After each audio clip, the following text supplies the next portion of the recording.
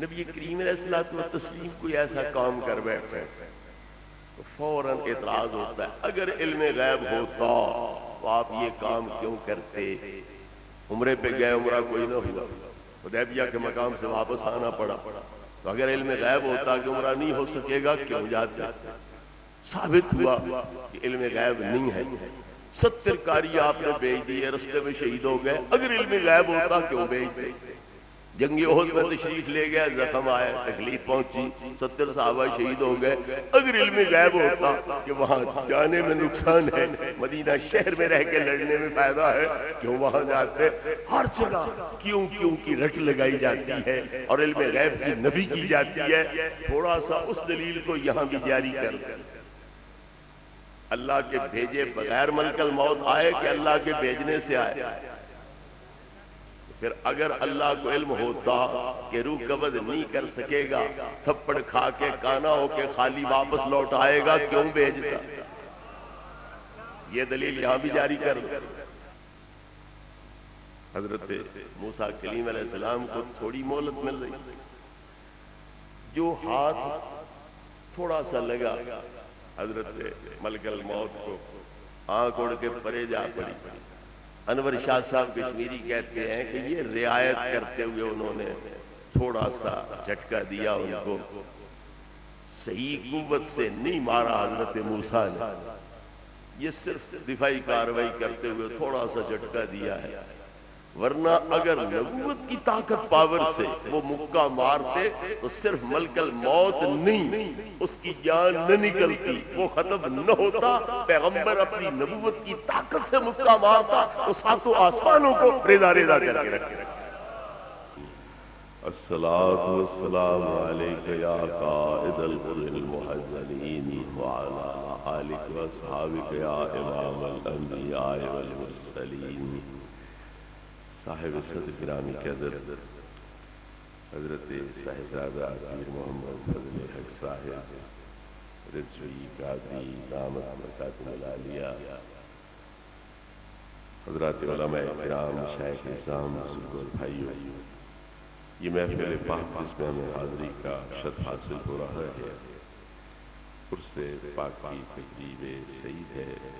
حضور مفتی اعظم ہند اور حضور محدث کبیر حضرت علامہ مولانا غلام رسول رضوی قادری دامت برکاتہ العالیہ، ان دو حضرات کے مقدس عرس کی تقریب ہے، جس میں ہم حاضری کی سعادت حاصل کر رہے ہیں۔ اس حوالے سے میں چند گزارشات اس سلسلے میں پیش کرنا چاہوں گا کہ موت کی حقیقت کیا ہے۔ قرآن حدیث کی روشنی میں موت اس چیز کا نام ہے، اور عام لوگوں نے اس موت کو کیا سمجھ رکھا ہے۔ دوسرے لوگ یہ درس دیتے ہیں کہ جو فوت ہو گیا وہ مٹ گئے، ختم ہو گئے، اب ان کے ساتھ واسطہ رکھنے کا کیا مطلب؟ لیکن قرآن پاک سے پتہ چلتا ہے کہ موت مٹ جانے کا نام نہیں ہے، بلکہ ایک مکان چھوڑ کے دوسرے مکان کی طرف جانے کا نام ہے۔ یہ صرف ایک مکان بدلنے کا نام ہے، اور وہ بھی ادنا مکان چھوڑ کے اعلیٰ ترین مکان کی طرف جانے کا نام ہے۔ دنیا انتہائی گھٹیا ہے، حقیر ہے۔ نبی کریم علیہ الصلوۃ والتسلیم ارشاد فرماتے ہیں، لو کانت الدنیا تعدل عند اللہ جناح بعوضۃ ما سقی منها کافرا شربۃ ماء۔ اگر یہ دنیا اللہ رب العزت کی بارگاہ میں مچھر کے پر جتنی بھی قدر و قیمت رکھتی تو اللہ کسی کافر کو اس سے ایک گھونٹ پانی کا بھی نہ پینے دیتا۔ تو یہ دنیا اپنی تمام تر زوائش آرائش کے باوجود، اپنی ظاہری نمائش کے باوجود، جن کو نعمتیں سمجھا جاتا ہے اور آسائشیں سمجھا جاتا ہے، ان کے باوجود اللہ رب العزت کی بارگاہ میں مچھر کے پر جتنی بھی کوئی اہمیت اور قدر و قیمت نہیں رکھتی۔ اس لیے موت کیا ہے؟ اس دنیا سے، حقیر ترین مکان سے اعلیٰ ترین مکان کی طرف منتقل ہونے کا نام۔ پھر جو بے وفا ساتھی ہیں بے لجے بے پتے لوگ ہیں، ان کی رفاقت معیت سنگت چھوڑ کے لجپالوں کریموں کی بارگاہ کی حاضری کا نام موت۔ بندہ اس دنیا میں جتنا بھی کامل ہو وہ سر کی آنکھوں سے اللہ رب العزت کے دیدار کا شرف حاصل نہیں کر سکتا سوائے نبی کریم علیہ الصلوۃ والتسلیم کی ذات پاک۔ تو موت کی صورت میں وہ اللہ رب العزت کی بارگاہ میں حاضر ہوتا ہے اور اس محبوب حقیقی کے وصل سے مشرف اور بہرور ہوتا ہے۔ اللہ رب العزت نے اس موت کی حقیقت کو بیان کرتے ہوئے ارشاد فرمایا، یا ایتھا النفس المطمئنہ ارجعی الی ربک راضیۃ مرضیہ، اے اطمینان والے نفس اپنے پالنے والے کی طرف لوٹ آ، واپس آ، اس حال میں کہ تو اس سے راضی وہ تجھ سے راضی۔ فادخلی فی عبادی، اس میرے مقبول بندوں میں داخل ہو جا، وادخلی جنتی، اور میری جنت میں اپنا ٹھکانہ بنا۔ تو اللہ تبارک و تعالیٰ نے 3 حکم دیے ہیں، ارجعی الی ربک، اپنے پالنے والے کی طرف واپس آ، میرے مقبول بندوں میں شامل ہو، میری جنت میں داخل ہو۔ یہ 3 حکم ہے۔ تو اگر موت مٹ جانے کا نام ہے، نیست و نابود ہونے کا نام ہے، تو شاید جب ہے ہی کوئی نہ تو خطاب کسے کیا جا رہا ہے، یہ حکم کسے دیے جا رہے ہیں، ان احکام پر عمل کرنے کا مطالبہ کس سے کیا جا رہا ہے؟ تو پتہ چلا کہ موت مٹ جانے کا نام نہیں ہے، بلکہ ایک مکان سے دوسرے مکان کی طرف منتقل ہونے کا نام ہے۔ اگر ماں کے پیٹ سے کوئی دنیا کی طرف آتا ہے، اس کو ولادت کہتے ہیں۔ اگر کوئی دنیا سے برزخ اور قبر کی طرف جاتا ہے تو اس کو وفات سے، موت سے تعبیر کیا جاتا ہے۔ تو ولادت بھی انتقال مکانی کا نام ہے اور موت اور وفات بھی انتقال مکانی کا نام ہے۔ یہ انسان مسافر ہے، اس کی 3 منزلیں عارضی ہیں، 4تھی منزل مستقل ہے۔ ماں کا پیٹ پہلی منزل، دنیا دوسری منزل، قبر اور برزخ تیسری منزل، یہ تینوں عارضی ہیں۔ 4تھی منزل مستقل ہے، مومن کے لیے جنت ابدی مقام ہے، اور کافر منافق کے لیے دوزخ یہ ابدی مقام ہے۔ تو لہٰذا جس طرح ولادت ایک مکان سے دوسرے مکان کی طرف آنے کا نام ہے، اسی طرح موت بھی ایک مکان سے دوسرے مکان کی طرف منتقل ہونے کا نام ہے۔ تو اللہ تبارک و تعالیٰ نے وفات کے وقت اپنے مقبول بندوں کو جس رنگ میں دعوت دی ہے وہ کیا ہے؟ اطمینان والے نفس اپنے پالنے والے کی طرف لوٹ آ۔ اس سے پتہ چلا کہ انسان اس دنیا میں صاحب وطن نہیں ہے بلکہ مسافر ہے، وطن اس کا اور ہے۔ جو فوت ہو جاتا ہے تو عام لوگ کیا کہتے ہیں؟ تو پردیس چلا گیا، تو نے اپنا عطا پتہ نہیں بتلایا، اپنا ٹھکانہ نہیں بتلایا۔ یہ آپ دیس والے بن بیٹھتے ہیں، مرنے والے کو پردیسی سمجھتے ہیں، لیکن قرآن پاک کا یہ فرمان بتلاتا ہے کہ جو یہاں ہے وہ پردیسی ہے، اور جو فوت ہوا وہ اصل اپنے دیس میں پہنچا ہے۔ اصلی وطن والا وہ ہے، وہ اپنے وطن میں واپس پہنچ گیا ہے، کیونکہ ارجعی الی ربک کے فرمایا گیا لوٹ آ۔ تو لوٹتا کوئی ادھر کو ہے جدھر سے آیا ہو، تو پتہ چلا کہ وہ آیا بھی ادھر سے ہے، جا بھی ادھر رہا ہے، تو یہ اپنے وطن کی طرف واپس جا رہا ہے۔ تو عجیب بات ہے، پردیس میں ہو تو اسے زندہ کہا جائے، اور اپنے دیس میں پہنچے تو اسے مردہ کہا جائے۔ یہ کون سا دستور ہے کہ جو دیس میں ہو وہ مردے ہوتے ہیں، جو پردیس میں ہو وہ زندہ ہوتے ہیں؟ یہ کون سا قاعدہ ہے؟ یہ کون سا ضابطہ اور اصول ہے؟ تو لہٰذا موت کیا ہے؟ اس پردیسی کو واپس وطن آنے کی اجازت دی جا رہی ہے۔ پھر اس کو پردیس بھیجا کیوں گیا؟ ہم میں سے کوئی جاپان جاتا ہے، کوئی امریکہ جاتا ہے، کوئی انگلینڈ جاتا ہے، کوئی متحدہ عرب ریاستیں جو ہے وہاں جاتا ہے، کیوں جاتا ہے؟ کمائی کرنے کے لیے، تو پھر اس کو بھی یہاں بھیجا گیا ہے کمانے کے لیے۔ الدنیا مزرعۃ الآخرہ، یہ دنیا آخرت کے لیے کھیتی ہے، کمانا یہاں ہے اور کھانا وہاں پہ ہے۔ تو یہ چند دن اس پردیس میں بھیجا گیا تاکہ یہاں نمازیں پڑھے، روزے رکھے، زکاتیں دے، حجیں کرے، برائیوں سے بچے، مجاہدے کرے، فرائض ادا کرے، نفلی عبادات جو ہے وہ ادا کرے، کمائی کرے، اور اس کے بعد پھر اس کو واپس اپنے وطن کی طرف بلا لیا جاتا ہے کہ اب تو اپنے وطن واپس آ جا، تیرا پردیس ختم کرتے ہیں، تیری غریب الوطنی ختم کرتے ہیں، تیری جلا وطنی ختم کرتے ہیں، واپس تو اپنے دیس میں آ جا۔ لیکن بلاتے وقت اللہ رب العزت نے ایک اعزاز اس کو عطا کیا ہے، یا ایتھا النفس المطمئنہ، اے اطمینان والے نفس۔ نفس اطمینان والا کب بنتا ہے؟ الا بذکر اللہ تطمئن القلوب، اللہ کے ذکر سے دلوں کو، روحوں کو، نفوس کو اطمینان حاصل ہوگا۔ تو پھر نفس مطمئنہ وہ ہوگا جو اللہ کے ذکر میں مصروف رہا ہوگا، وہی نفس مطمئنہ ہوگا۔ اللہ رب العزت کا ذکر کرنے والے وہ نفوس مطمئنہ ہیں، اور جو اس ذکر سے محروم رہتے ہیں وہ نفس امارہ ہو گئے، اور جو کبھی ذکر کر لیتے ہیں کبھی غفلت سے دوچار ہو جاتے ہیں وہ نفس لوامہ ہو گئے۔ تو نفس مطمئنہ وہ ہے جو اپنے سارے وقت کو اللہ کی یاد میں بسر کرتا ہے، قرآن پڑھتا ہے، پڑھاتا ہے، قرآن کی تفسیر نبی پاک صلی اللہ علیہ وسلم کی احادیث ہے وہ پڑھتا ہے، پڑھاتا ہے، لوگوں کو عالم بناتا ہے، عامل بناتا ہے، اللہ رب العزت کی محبت کا درس دیتا ہے، نبی کریم علیہ الصلوۃ والتسلیم کی محبت کا درس دیتا ہے۔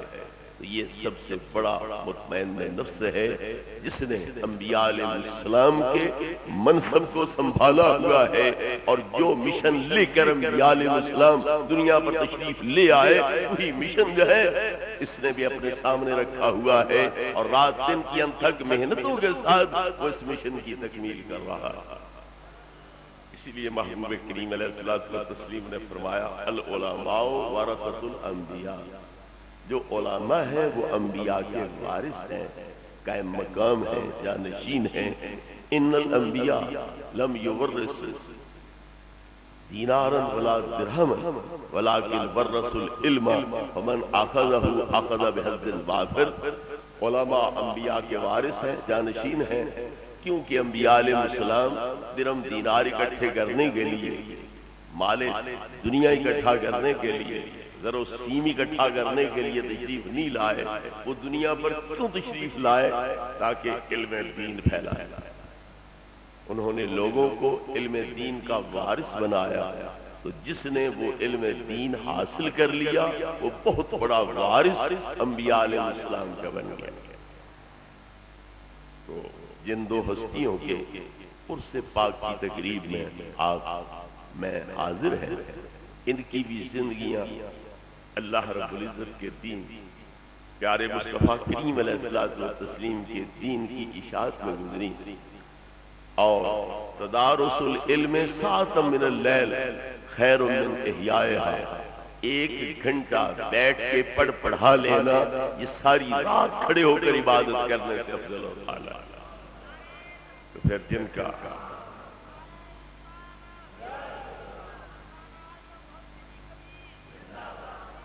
کا زندگی کا سارا پیریڈ اللہ رسول کے دین کی تعلیم میں گزرا، پھر ان کی عبادت کا، ان کے درجات اور مراتب کا کیا اندازہ کیا جا سکتا ہے۔ نبی کریم علیہ الصلوۃ والتسلیم کا ارشاد گرامی ہے من مات وهو يطلب العلم ليحيي به الاسلام فبينه وبين النبيين درجة واحدة، جو طالب علمی کے دوران فوت ہو جائے لیکن وہ پڑھ اس نیت پر رہا ہو کہ میں دین اسلام کی اشاعت، اس کی ترویج اور اس کی ترقی کے لیے کوشش کروں گا، میں دین اسلام کو زندہ کروں گا، عام کروں گا، اس کی اشاعت کروں گا، تو پھر قیامت کے دن انبیاء علیہ السلام کے بعد دوسرا درجہ اس کا ہوگا۔ طالب علمی میں فوت ہوا، تکمیل نہیں پا سکا، عالم نہیں بن سکا، تعلیم نہیں دے سکا، قرآن حدیث کا درس نہیں دے سکا، لیکن پڑھنے میں نیت صحیح تھی، نیت نیک تھی کہ میں اسلام کی خدمت کروں گا۔ وہ طالب علمی میں فوت ہو جائے تو قیامت کے دن انبیاء علیہ السلام کے بعد دوسرا درجہ اس کا ہوگا۔ تو جن کی زندگی دین اسلام کی اشاعت میں، ترویج میں، ترقی میں گزری ہے، اور ان کا درجہ کون سا ہوگا؟ وہ تیسرے چوتھے درجے پر ہوں، وہ بعد میں چلے جائیں گے۔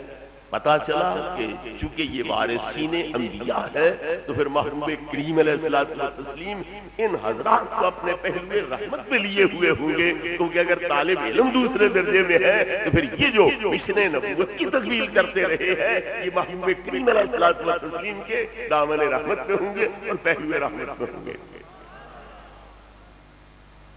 میرے بزرگ اور بھائی، ایک عابد اگر عبادت کرتا ہے وہ اپنی گودڑی کو دریا کی موجوں سے پار لے جانے کی کوشش کرتا ہے، لیکن ایک عالم، استاد، مدرس وہ یہ کوشش کرتا ہے کہ میں سینکڑوں کو اور بھی پار لگاؤں اور ان کو دنیا کے حوادث کی موجوں سے محفوظ کروں۔ اس لیے جو استاد اور معلم ہے اس کا درجہ اور مقام بہت بلند و بالا ہے۔ حضرات گرامی، اللہ رب العزت نے ایسے نفوس کو نفوس مطمئنہ قرار دیا اور اپنے مبارک ناموں میں سے جمالی نام، سراپا رحمت نام وہ ذکر کیا، ارجعی الی ربک کے اپنے پالنے والے کی طرف واپس آ۔ جلالی نام نہیں ذکر کیے کہ تجھے جبار بلا رہا ہے، قہار بلا رہا ہے، منتقم بلا رہا ہے، بلکہ رب پالنے والا بلا رہا ہے، پالنے والے کی طرف واپس آ۔ تو ظاہر ہے بندہ پردیس میں ہو، اپنے گھر واپس آ رہا ہو، ماں باپ کے پاس واپس آ رہا ہو، اسے ڈر کوئی نہیں ہوتا، خوف کوئی نہیں ہوتا، پریشانی کوئی نہیں ہوتی، وہ خوشی خوشی آتا ہے۔ کیوں؟ والد گرامی میرے سر پہ شفقت کے ہاتھ رکھیں گے، امی جان شفقت کے ساتھ میرے ماتھے پہ بوسہ دیں گی، مجھے شفقت والی آغوش میں جگہ دیں گی، ابا جان اپنے رحمت والے پہلو میں جگہ دیں گے، اسے کوئی ڈر، کوئی خوف، کوئی جھجک نہیں ہوتی۔ اللہ فرماتا ہے وہ ہے مجازی پالنے والے، میں ہوں حقیقی پالنے والا۔ اگر مجازی پالنے والوں کے پاس جاتے ہوئے یہ کوئی ڈر، کوئی خوف لاحق نہیں ہو سکتا تو پھر جو حقیقی پالنہار ہے اس کے پاس آتے ہوئے بھی تجھے کوئی ڈر، کوئی خوف محسوس نہیں کرنا چاہیے۔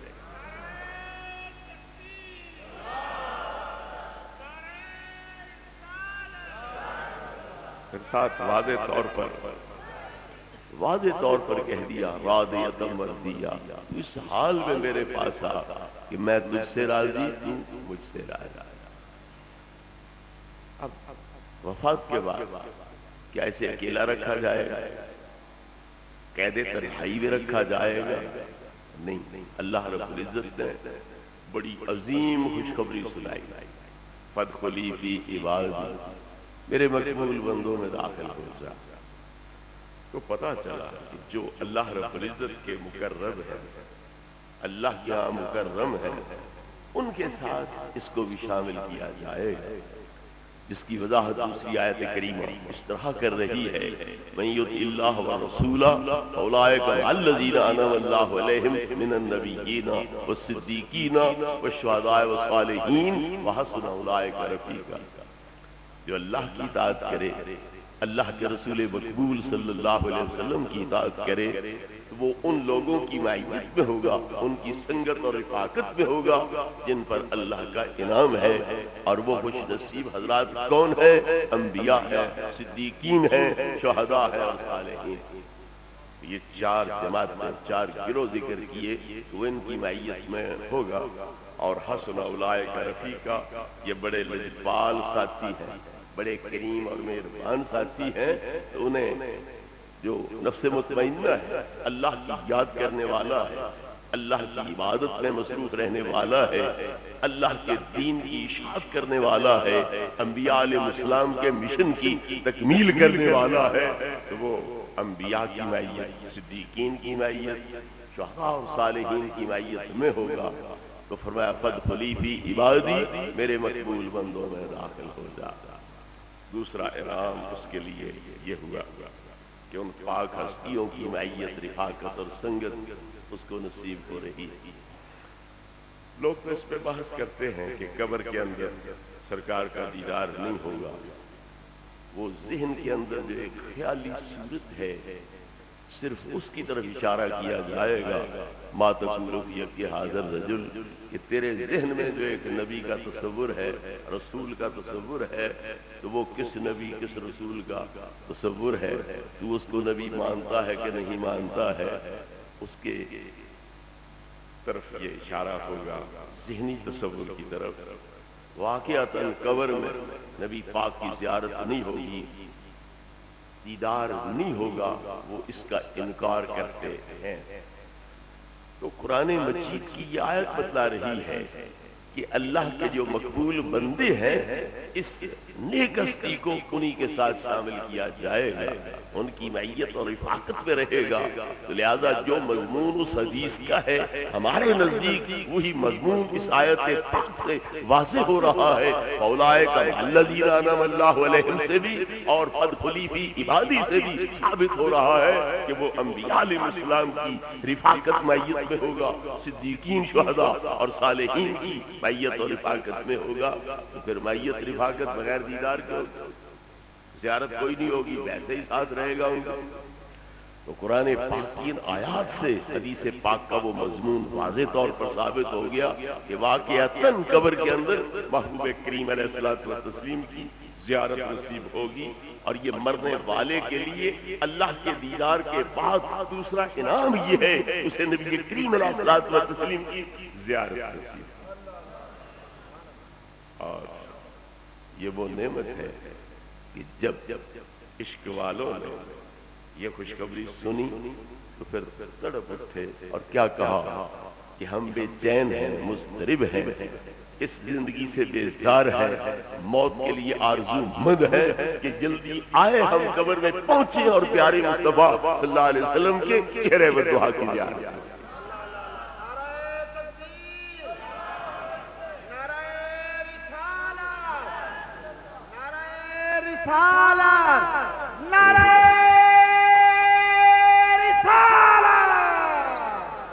روح نہ کیوں ہو مضطرب، موت کے انتظار میں، سنتا ہوں مجھ کو دیکھنے آئیں گے وہ مزار میں۔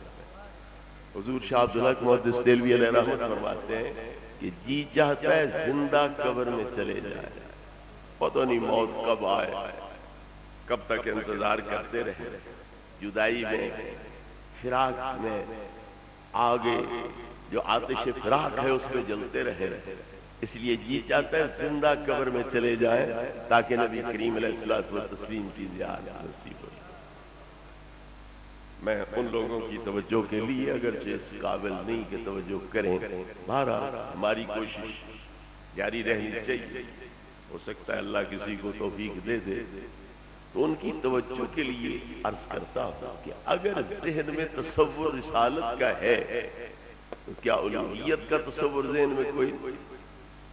ربوبیت کا تصور کوئی نہیں؟ دین کا تصور ذہن میں کوئی نہیں؟ تو پھر سوال اس طرح کیوں نہیں کیا گیا ما تقول فی کہ ھذا رب، مر ربک کیوں کہا گیا؟ تیرا رب کون ہے؟ جبکہ اللہ کی ربوبیت کا تصور بھی ذہن میں ہے تو پھر اس تصور کی طرف اشارہ کر کے کیوں نہیں کہا گیا ما تقول فی حق ھذا الرب؟ دین کا تصور بھی ہے ذہن میں تو پھر یہ کیوں نہیں کہا گیا ما تقول فی حق ھذا الدین؟ تو اس دین کے بارے میں کیا کہتا ہے؟ وہاں یہ طریقہ کیوں نہیں اختیار کیا گیا؟ وہاں ہے مر ربک کا، تیرا رب کون ہے؟ ما دینک، تیرا دین کیا ہے؟ پتا چلا وہاں کوئی چیز آنکھوں کے سامنے نہیں تھی، اس لیے پوچھا گیا تیرا رب کون، تیرا دین کیا؟ لیکن یہاں سوال یہ ہے لا تقول فی حق ھذا الرجل، اس ہستی پاک کے بارے میں تیرا کیا عقیدہ ہے؟ ھذا کا لفظ استعمال کیا گیا ہے، علماء حضرات تشریف فرما ہے، علماء حضرات موجود ہیں۔ ھذا محسوس مبصر قریب کے لیے ہوتا ہے، جو چیز نظر آ رہی ہو، محسوس ہو رہی ہو، قریب موجود ہو سامنے، ھذا اس کے لیے استعمال ہوتا ہے۔ ما تقول فی حق ھذا الرجل، اس جوان کے بارے میں تیرا کیا عقیدہ ہے؟ تو اگر فرق نہیں ہے، صرف ذہنی تصور کے بارے میں سوال ہے، ذہنی تصور تو ربوبیت کے بارے میں بھی تھا، دین کے بارے میں بھی تھا، پھر وہاں یہ انداز کیوں نہیں اپنایا گیا؟ وہاں سوال اس طرح کیوں کیا گیا تیرا رب کون، تیرا دین کیا؟ یہ کیوں کہا گیا؟ یہ کیوں نہیں کہا گیا ما تقول فی حق ھذا الرب، ما تقول فی حق ھذا الدین؟ تو یہ جو سوالوں کے اسلوب کا انداز کا فرق ہے، اس بات کی دلیل ہے کہ پہلے دو سوالوں کے موقع پر آنکھوں کے سامنے، اہل قبر کی آنکھوں کے سامنے کوئی شے نہیں ہوتی ہے، لیکن تیسرے سوال کے موقع پر رحمت کائنات اپنے چہرے والضحیٰ کی تابانیوں کے ساتھ میت کے سامنے جلوہ گر ہوتے ہیں، اس لیے پوچھا گیا ہے تو اس ہستی پاک کے بارے میں کیا کہتا ہے؟ اگر مومن ہے تو پھر یثبت اللہ الذین آمنوا بالقول الثابت فی الحیاۃ الدنیا وفی الآخرہ، اگر مومن ہے تو اللہ کی امداد، اس کی توفیق اس کے شامل حال ہوتی ہے، اس کا دماغ درست ہوتا ہے، عقل صحیح کام کرتی ہے، دنیا کے اندر جو اس کے عقائد نظریات تھے وہ اسے ازبر ہوتے ہیں، یاد ہوتے ہیں، تو اللہ کی توفیق سے وہ ٹھیک ٹھیک جواب دیتا ہے، رب میرا اللہ ہے، دین میرا اسلام ہے، اور یہ ہستی پاک وہ محمد رسول اللہ، یہ اللہ کے پیارے رسول محمد مصطفیٰ صلی اللہ علیہ وسلم ہے، جانا بالبینات والہدی، جو ہمارے پاس اللہ رب العزت کی طرف سے معجزات لے کے آئے، کلام مجید لے کے آئے، دین اسلام لے کے آئے۔ اللہ رب العزت کی طرف سے آواز آتی ہے انسادہ کا عبدی فالبسوہ من الجنہ وفرشوا لہ من الجنہ وفتحوا لہ بابا الی الجنہ، میرا بندہ کامیاب ہو گیا، اس کو جنتی لباس پہناؤ، اس کے لیے جنتی بچھونا بچھاؤ، اور اس کے لیے جنت کی طرف سے دروازہ کھول دو، تاکہ جنت کی پیاری ہواؤں سے اور جنت کی یہاں پہنچنے والی نعمتوں سے اس کی قبر جو ہے وہ جنت کا باغ بن جائے۔ ترمذی شریف کی حدیث ہے القبر روضۃ من ریاض الجنت و حفرۃ من حفر النیران، کہ قبر یا جنت کے باغوں میں سے ایک باغ ہے یا دوزخ کے تنوروں میں سے ایک تنور ہے۔ مومن صالح کے لیے وہ جنت کا باغ ہے، اور کافر منافق کے لیے وہ دوزخ کا تنور ہے۔ تو پھر یہ قبر جو ہے اس کو جنت کا باغ بنا دیا جاتا ہے، اور جنت کی طرف دروازہ کھول دیا جاتا ہے۔ تو امام سیوطی فرماتے ہیں کہ جو قبر میں پہنچ گیا گویا وہ جنت کے دروازے پر کھڑا ہے، ساری جنت اس کے سامنے ہے، پھر جتنے جنت والے ہیں وہ بھی سارے اس کے سامنے آ جائیں گے۔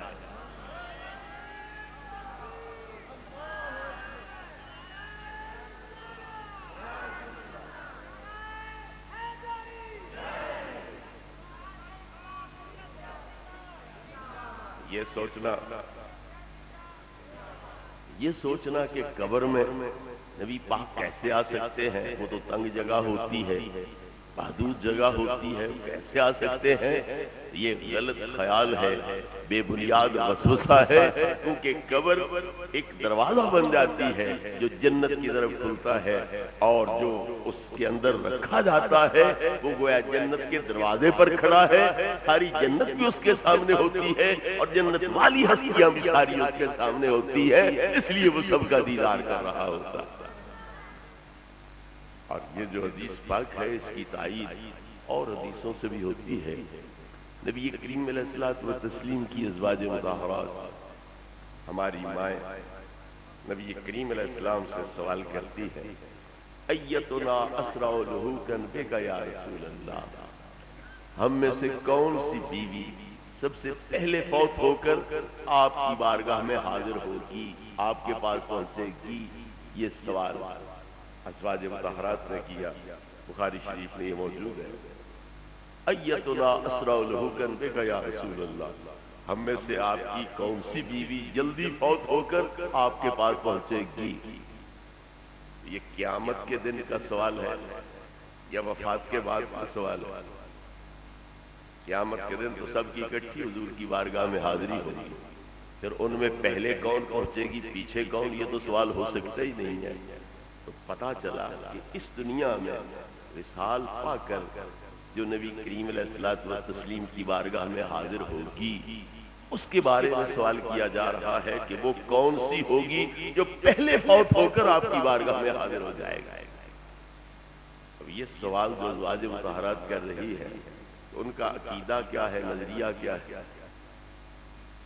بیٹے آپ نے نہ سننا ہے نہ کسی کو سننے دینا ہے، تو آپ بیٹھے کیوں ہیں؟ اس کا ہمیں کوئی مقصد سمجھ نہیں آ رہا۔ یہ مطالعے بند کریں اور توجہ ادھر کر سکتے ہو تو کرو یا اٹھ جاؤ۔ یہ بڑا غلط طریقہ ہے جو تم نے شروع کر رہا ہے۔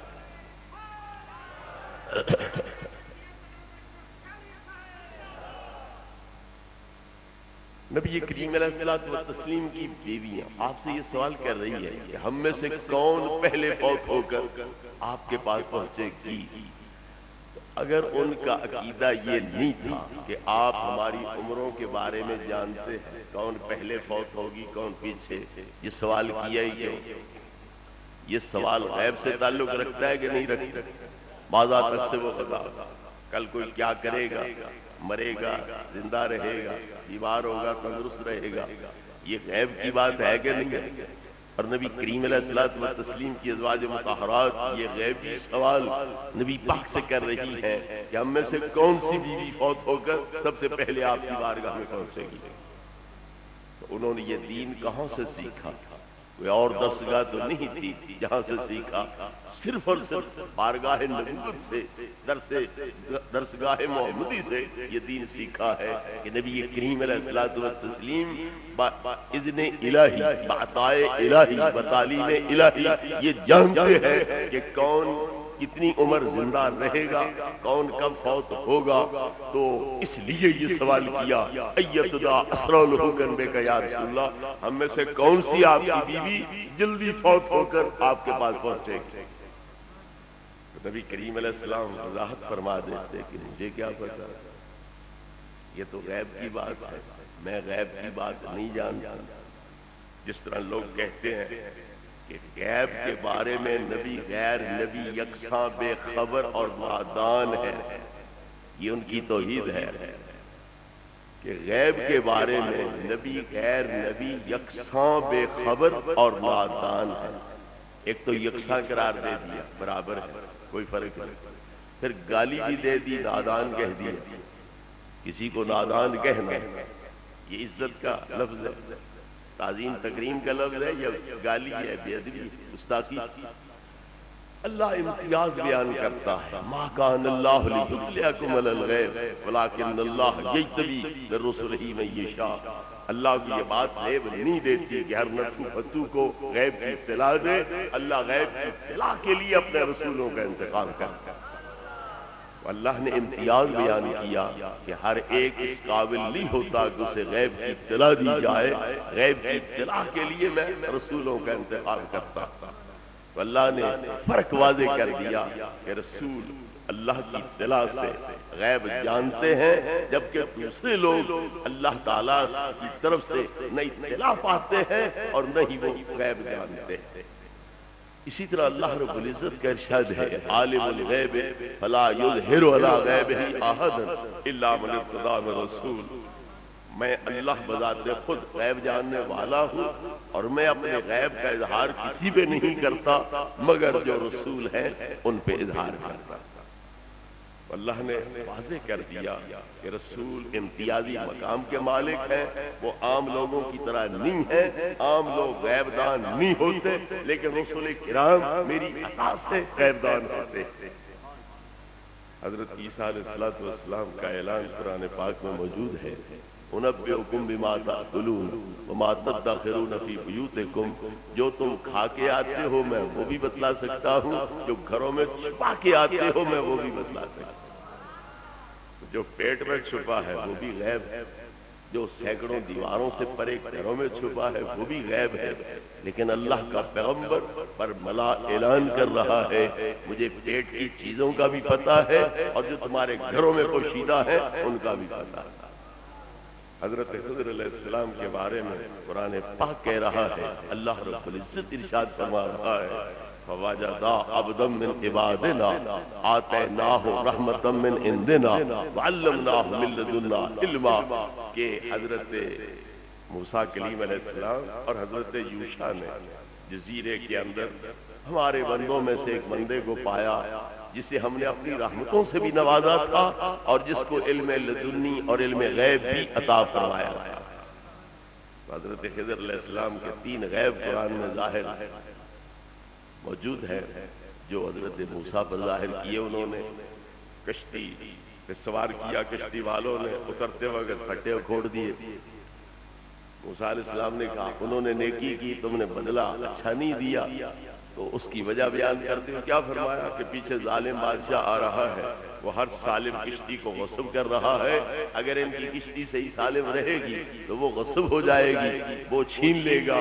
اب یہ تھوڑی سی محنت کر لیں گے، پانی جو اندر داخل ہوگا باہر پلٹ دیں گے، ان کی دیہڑی بھی چلتی رہے گی اور کشتی بھی ان کے پاس رہے گی۔ میں نے اچھا کیا یا برا کیا؟ یہ تو اچھا کیا۔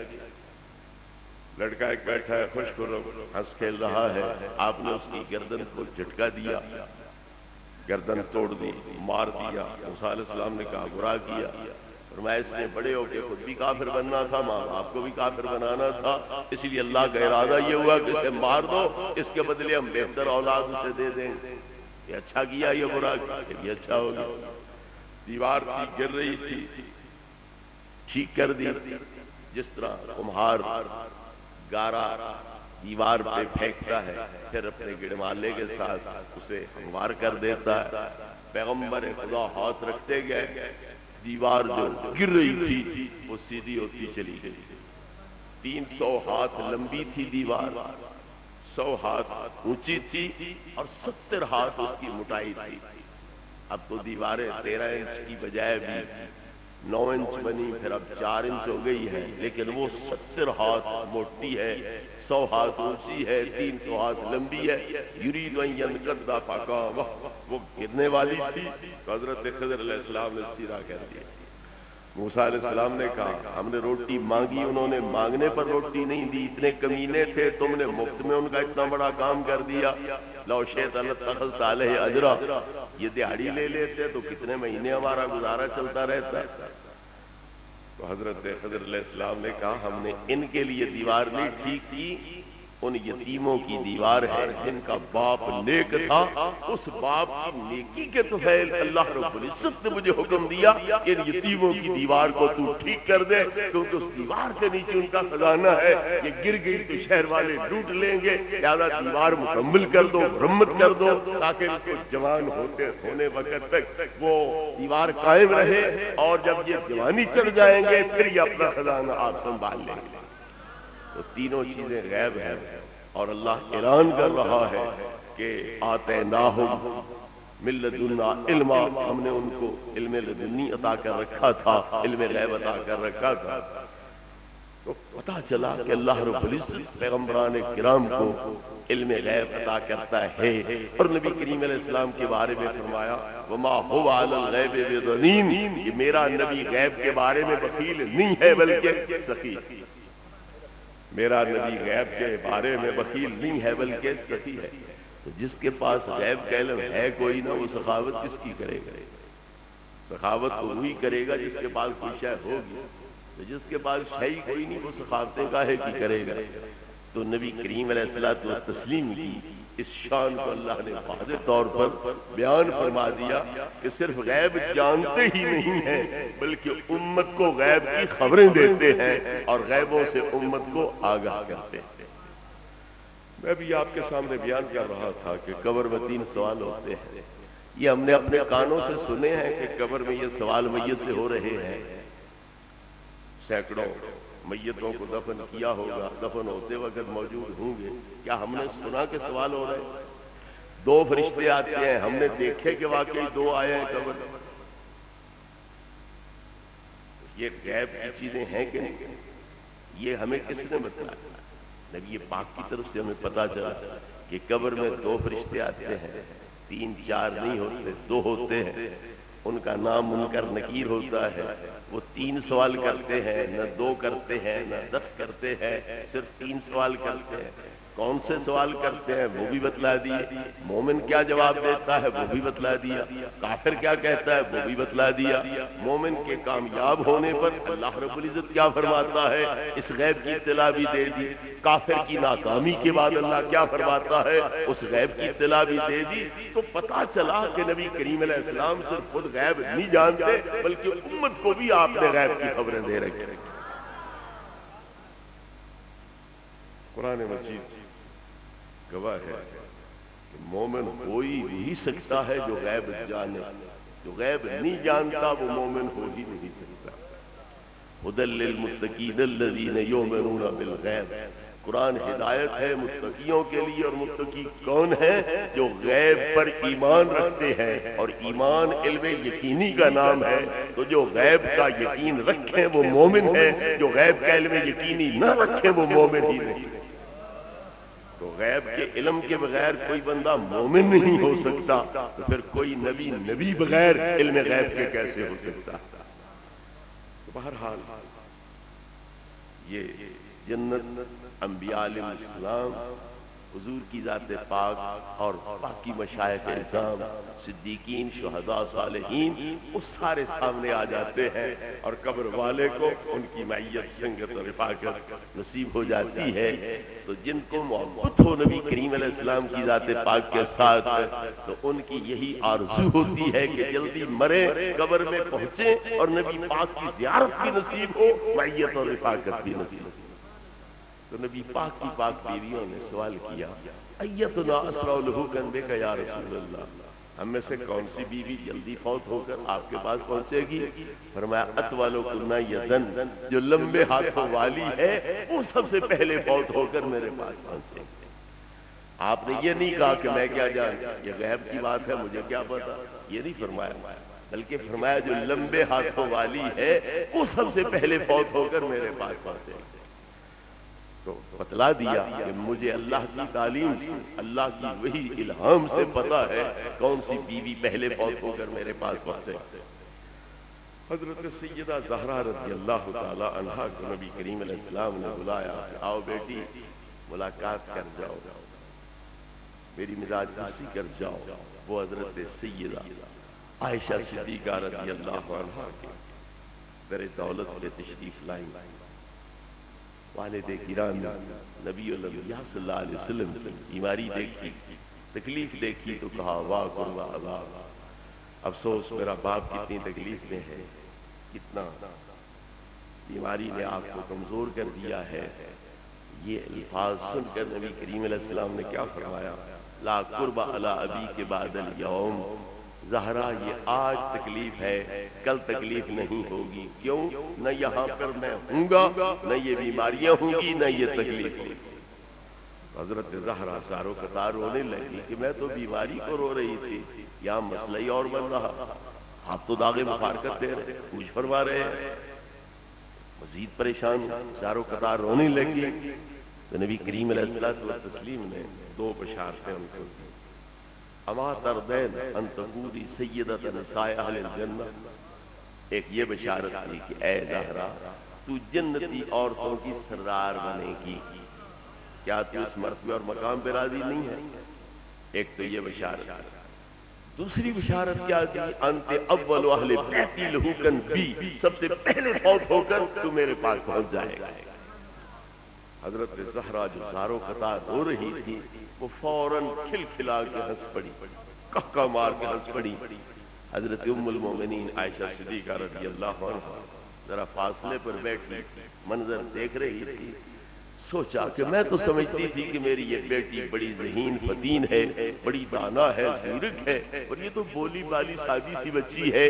رونا اور ہنسنا اتنا کبھی کسی نے قریب کر نہیں دیکھا جتنا اس میری بیٹی نے آج قریب کر کے دکھلا دی.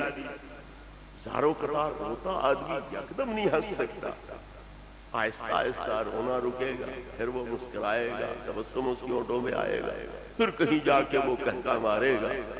یکدم زاروں قطار روتا آدمی کہکا مار کے کیسے ہنس سکتا ہے؟ حضرت عائشہ صدیقہ رضی اللہ عنہا نے پوچھا بیٹی رونا اور ہنسنا اتنا قریب ہم نے کبھی نہیں دیکھا جتنا تم نے آج قریب کر کے دکھلا دیا ہے، یہ کیا معاملہ ہے؟ فرمایا اماں پہلے نبی پاک صلی اللہ علیہ وسلم نے مجھے یہ جان کا خبر سنائی کہ میں کل یہاں پہ نہیں ہوں گا، میں کوچ کر جاؤں گا، تو میں اس فراق اور جدائی کی جان کا خبر سن کے زاروں قطار رونے لگی. تو نبی کریم علیہ الصلوۃ والتسلیم نے مجھے یہ بشارت دے دی کہ بیٹی انت اول اہل بیتی لحوقاً بی، سب سے پہلے فوت ہو کر تو میرے پاس پہنچ جائے گا. تو میں یہ خوشخبری سن کر ہنس پڑی. لوگ کہتے ہیں کہ مرنے والوں کو اگر کوئی اختیار ہوتا وہ موت کو ٹال سکتے تو کیوں مرتے؟ ان عقل کے کورے لوگوں کو کون سمجھائے کہ ان ہستیوں کے لیے تو موت ایک تحفہ ہوتی ہے، وہ اللہ کے اس تحفے کو کیوں نہ قبول کریں اور نبی پاک کی معیت اور رفاقت والی عظیم نعمت کو وہ کیسے نظر انداز کریں؟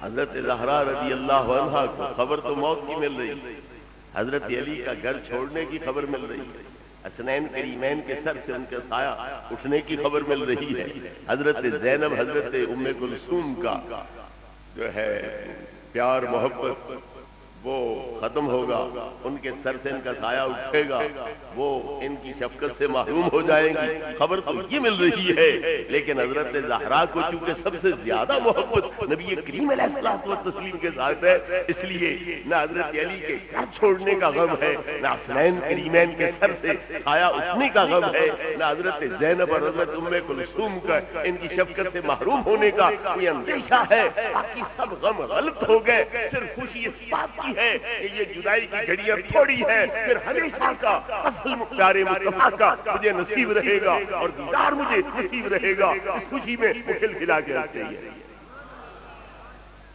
میرے بزرگ اور بھائی، یہاں بھی نبی کریم علیہ الصلوۃ والتسلیم نے خدا داد علم بھی ظاہر کیا کہ سب سے پہلے فوت ہو کر تم میرے پاس پہنچو گے. اور 75 دن کی روایت بھی ہے کہ 75 دن بعد 2.5 ماہ بعد حضرت زہرا کا وصال ہو گیا. زیادہ سے زیادہ 6 ماہ کی روایت ہے کہ 6 ماہ نبی کریم علیہ الصلوۃ والتسلیم کے وصال شریف کے بعد پھر حضرت زہرا کا وصال ہو گیا اور وہ نبی پاک کی غیبی خبر پوری ہو گئی اور حضرت زہرا رضی اللہ عنہا پہلوے مصطفیٰ صلی اللہ علیہ وسلم میں پہنچ گئی. دوسرا یہ بھی مسئلہ واضح ہو گیا کہ جو فوت ہوتے ہیں اگر نبی پاک صلی اللہ علیہ وسلم سے ان کا تعلق ہے تو نبی پاک کی بارگاہ کی حاضری بھی انہیں نصیب ہوتی ہے اور یہ معیت اور رفاقت بھی ان کے نصیبوں میں آ جاتی ہے. حضرت بلال رضی اللہ تعالیٰ عنہ کی وفات ہو رہی تھی، بیوی کی آنکھوں میں آنسو ہیں، بچوں کی زبان پہ آہیں ہیں، مگر حضرت بلال خوشی کے نعرے لگا رہے تھے، واہ تارا اللہ غدن الکل احبت محمد و صحبہ. کتنا مبارک وقت آ گیا، بس میں ابھی نبی پاک کی بارگاہ میں حاضر ہو جاؤں گا اور اپنے ساتھی صحابہ جو ہیں ان کی بارگاہ میں حاضر ہو جاؤں گا. تو پتا چلا یہ عقیدہ نبی پاک نے بخشا، صحابہ کرام کا، ازواج مطہرات کا، اہل بیت کرام کا یہ عقیدہ ہے کہ جو بھی فوت ہوتا ہے وہ بارگاہ مصطفیٰ صلی اللہ علیہ وسلم میں حاضر ہوتا ہے اور نبی پاک کی میت اور رفاقت والی دولت اسے نصیب ہو جاتی ہے. اس لیے یہ کہنا کہ اگر کوئی اختیار ہوتا، طاقت ہوتی تو یہ کیوں مرتے، لہذا یہ مرنے میں مجبور ہیں، بے بس ہیں اس لیے مر گئے. میرے بھائیوں، یہ مجبور ہیں یا نہیں ہیں؟ ان کا یار تو بڑا طاقتور ہے، پھر اس کی یاری کا فائدہ کیا کہ تمام تر طاقتوں کے باوجود وہ اپنے یاروں کو بچاتا کیوں؟ میاں محمد صاحب علیہ رحمت کیا فرماتے ہیں؟ جو دنیا تے کم نہ آوے اوکھے سوکھے ویلے، اس پہ فیض سنگی نالوں بہتر یار اکیلے. اللہ کا دعویٰ ہے یحبہم ویحبونہ، میں ان کا محب، یہ میرے محبوب، اور وہ میرے محب، میں ان کا محبوب. تو دو طرفہ دعویٰ ہے، محب ہونے کا بھی، محبوب ہونے کا بھی. اللہ ولی الذین آمنوا، اللہ ایمان والوں کا یار ہے. الا ان اولیاء اللہ ہے، ایمان والے اللہ کے یار ہیں. تو جب دو طرفہ دعویٰ ہے تو چلو انہیں طاقت نہیں ہے، اختیار نہیں ہے، تو پھر دوسرا جو محب ہے اور یار ہونے کا دعوے دار ہے وہ تو علی کل شیء قدیر ہے اور علی کل شیء مقتدر ہے. پھر وہ انہیں کیوں نہیں بچا لیتا، مرنے کیوں دیتا ہے؟ اس کی یاری کا کیا فائدہ، دوستی کا کیا فائدہ، وہ کیوں نہیں بچاتا؟ پتا چلا کہ یہ موت کوئی بے اختیاری نہیں آ رہی ہے، کوئی اضطراری اور مجبوری کی حالت میں نہیں آ رہی ہے، بلکہ اللہ دعوت دے رہا ہے اور یہ اللہ کی دعوت کو قبول کرتے ہوئے اس کی ملاقات کے لیے جا رہے ہیں. یہ موت کو موت نہیں سمجھتے ہیں، عظیم نعمت سمجھتے ہیں، اس لیے اسے قبول کر رہے ہیں. امام رازی علیہ رحمت نے تفسیر کبیر میں یہ روایت نقل کی ہے کہ جب ملک الموت حضرت ابراہیم علیہ السلام کے پاس حاضر ہوئے اور عرض کیا کہ حضور تمہاری زندگی کا پہلا پیریڈ پورا ہو گیا ہے، اب آنا چاہتے ہو تو میں خادم ہوں، حاضر ہوں، لے چلتا ہوں، اور رہنا چاہتے ہو تو پھر اللہ سے بات کر. انہوں نے عرض کیا خدایا یا یار کہنا چھوڑ دے یا مارنا چھوڑ دے. ادھر تو کہتا ہے اتخذ اللہ ابراہیم خلیلا، اللہ نے ابراہیم کو اپنا دوست بنایا، ادھر تو مارتا بھی ہے. یا دوست کہنا چھوڑ یا مارنا چھوڑ. ہمارے ہاں یار یاروں کو نہیں مارا کرتے. یہ تیری دوستی عجیب ہے کہ یاری کے دعوے بھی کرتا ہے اور مارتا بھی آتا. اس لیے یا یار کہنا چھوڑ دے یا مارنا چھوڑ دے. حل رہتا خلیل، یومی تو خلیل. کبھی ایسے بھی ہوا کہ یار یاروں کو مارا کر؟ اللہ نے جواب میں فرمایا کہ میں تو دعوت دے رہا تھا ملاقات، آؤ اکٹھے رہیں، مل کے رہیں، چھوڑو دنیا کے قید خانے، اس جیل سے باہر آ جاؤ. میں تو ملاقات کے لیے بلا رہا تھا، اور اگر تم میری ملاقات کے لیے نہیں آتے، میری دعوت قبول نہیں کرتے، تو دوستی کے دعوے میں تم کچے ہو یا میں کچا. حل رہتا خلیل یکرہ لقاء خلیل ہی. کبھی ایسے بھی ہوا کہ یار یار کی ملاقات کو پسند نہ کرے، تو میں تو ملاقات کے لیے بلا رہا تھا، پھر تم نہیں آ رہے ہو، تو ملاقات دوستی کے دعوے میں تم کچے ہو یا میں کچا. اس وقت آپ نے حضرت ملک الموت سے کہا جلدی کر، میری روح قبض کر، میں تو دوستوں کی صف سے نکل رہا ہوں. تو یہ موت اللہ کی ملاقات کا مرحلہ ہے، اور جو اس کو محبوب رکھے وہ دوستی کے دعوے میں پکا ہے، اور جو اسے ناپسند کرے وہ دوستی کے دعوے میں کچا ہے بلکہ جھوٹا ہے. اسی لیے نبی کریم علیہ الصلوۃ والتسلیم کو اختیار ملا، چاہو تو یہاں رہو، چاہو تو اللہ کے پاس چلو. لیکن جبریل امین کی طرف آپ نے بطور مشورہ دیکھا، تو میرا وزیر بھی ہے، مشیر بھی ہے، مجھے کیا کرنا چاہیے؟ تو جبریل امین نے عرض کیا ان اللہ قد اشتاق الی لقائک، اللہ تمہیں مجبور تو نہیں کرتا، تمہاری مرضی پہ چھوڑ رہا ہے، لیکن شوق اسے بڑا ہے کہ اب میرا یار میرے پاس آ جائے. بڑا عرصہ ہوا جدائی کو، اب زیادہ عرصہ جدائی نہیں رہنی چاہیے، میرا یار میرے پاس آنا چاہیے، تو مجبور تمہیں نہیں کرتا، لیکن شوق اسے بڑا ہے کہ میرا یار میرے پاس آ جائے۔ آپ کہتے ہیں وہ اپنے شوق کو اپنے پاس رکھے، میں کیوں مروں، میں زندہ رہوں گا، یہیں رہوں گا، اختیار جو مل گیا ہے میں دنیا کو اختیار کرتا ہوں۔ نہیں، عرض کیا اللہم الرفیق الاعلیٰ، اگر تجھے میری ملاقات کا شوق ہے تو مجھے بھی تیری ملاقات کا شوق ہے، میں یہاں نہیں رہنا چاہتا، میں تیرے پاس آنا چاہتا۔ حضرت موسیٰ علیہ السلام کو پہلی مرتبہ تو ملک الموت نے آرڈر سنایا نا، عجب ربک، چلو رب کے پاس، میں ملک الموت ضرور قبض کرنی ہے۔ آپ نے دے تھپڑ مارا، آنکھ کا ڈیلا اڑ کے پرے جا پڑا۔ اس وقت سمجھ آئی کہ میں کہاں ہاتھ ڈال بیٹھا ہوں، کن کو آرڈر سنا بیٹھا ہوں۔ چپ چاپ اپنی آنکھ سنبھالی، واپس اللہ کے پاس جا کے فریاد کی، ارسلتنی الی عبد لا یرید الموت وقد حکا عینی، خدایا آج کدھر بھیج دیا تھا، جس بندے کے پاس بھیجا اس کی تو مرنے کی صلاح ہی کوئی نہیں تھی، اور دیکھ اس نے میری آنکھ پھوڑ دی، مجھے کانا کر دیا۔ باقی لوگوں سے صلاح پوچھ کیا کیا، صلاح ہے ملک صاحب تو میں آ جاؤں، نہیں تو میں نہ آؤں، چودھری صاحب ورنہ چاہتے ہو تو میں آ جاؤں ورنہ نہ آؤں۔ کسی ملک سے، مہر سے، چودھری سے، خان سے، کسی سے نہیں پوچھتا، مگر اللہ کے مقبول محبوب بندوں سے پوچھنا پڑتا ہے، حضور کیا صلاح ہے، کیا رائے ہے، پوچھنا پڑتا ہے۔ اس لیے اللہ سے عرض کیا ارسلتنی الی عبد لا یرید الموت، ایسے بندے کے پاس بھیج دیا جس کا مرنے کا ارادہ ہی کوئی نہیں تھا، وقت حکا عینی، دیکھ اس نے میری آنکھ نکال دی۔ یہاں ایک بات چلتے چلتے عرض کروں کہ حضرت ملک الموت امتی تھے حضرت موسیٰ کے؟ نہیں، امتی نہیں، صرف نبی کریم علیہ الصلوۃ والتسلیم کی رسالت اتنی عام ہے کہ فرشتے بھی اس دائرہ رسالت میں داخل ہیں، اور وہ نبی پاک کے امتی اور غلام ہیں، باقی پیغمبروں کے وہ امتی نہیں ہیں۔